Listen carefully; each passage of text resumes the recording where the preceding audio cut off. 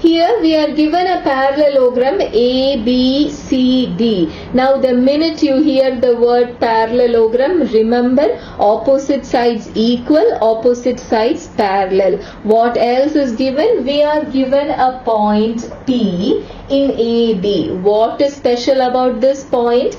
If you divide the whole of AB into 5 equal parts, here AP is to PB 3 is to 2, it is given, right? So if you divide the whole of AB into 5 equal parts, then AP will be 3. It will be 3 parts and PB will be 2 parts. Then what does that mean? Cross multiply and you get AP is equal to what? 3 by 5 of AB. Now that is not all. Here also you have a point which divides CD. What is that point called? It is called Q. And how does it divide? If the whole of CD is divided again into 5 equal parts. Here you see 1 plus 4. Suppose CD is divided into 5 equal parts, then QD is just one part here. QD is just one part and QC is 4 parts. Now what does that mean? Again cross multiply. It means DQ is just 1 by 5th of CD. So remember these two and we will start solving our question. And this is our question. If we join these two special points P and Q, then it meets the diagonal AC at a point R. What you have to prove is a relation between this AR, this small piece AR, and this huge line segment AC. Instead of dealing with these two line segments, why don't we find a result between just AR and RC? Now I know what you are thinking. We have to find a result between this small AR and this whole AC, but instead we are opting for this small line segment. If you are wondering why that is, let us cross the bridge when we come to it.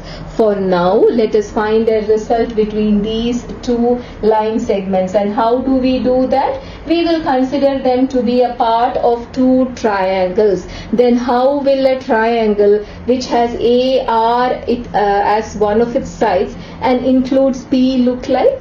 ARP. And how will RC, any triangle which includes RC as a side and the vertex Q look like? It looks like this.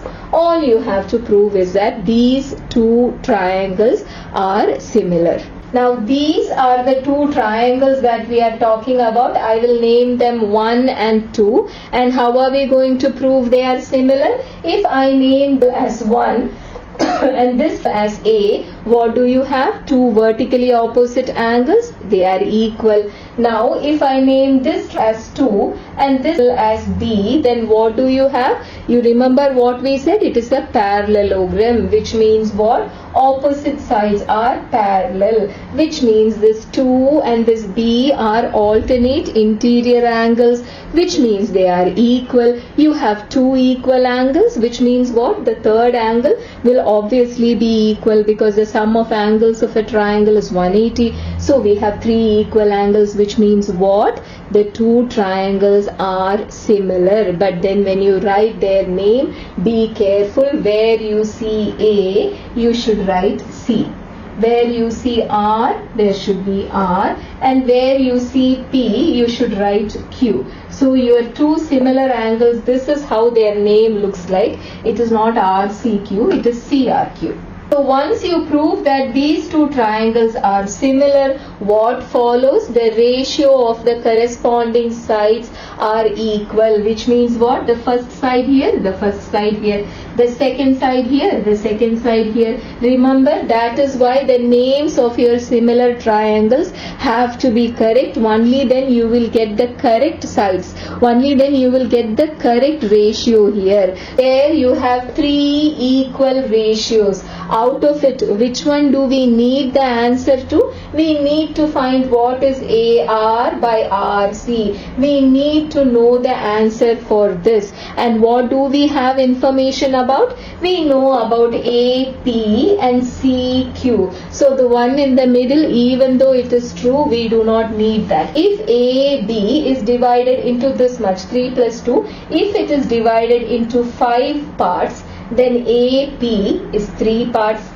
What about the next one? What does CQ do? CQ also the same, 4 plus 1, 5 parts. If the whole of CD is divided into 5 parts, then QC is 4 parts. You can see that is the bigger looking line, right? This DQ is looking so small. So you have CQ is what?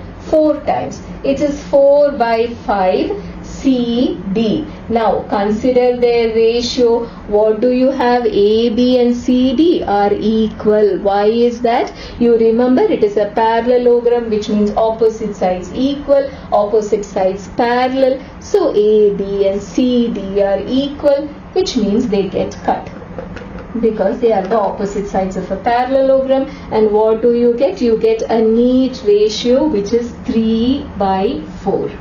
So we have got such a result. What does this mean? These two small line segments AR and RC are connected to each other in this way. But then what is special about these two line segments?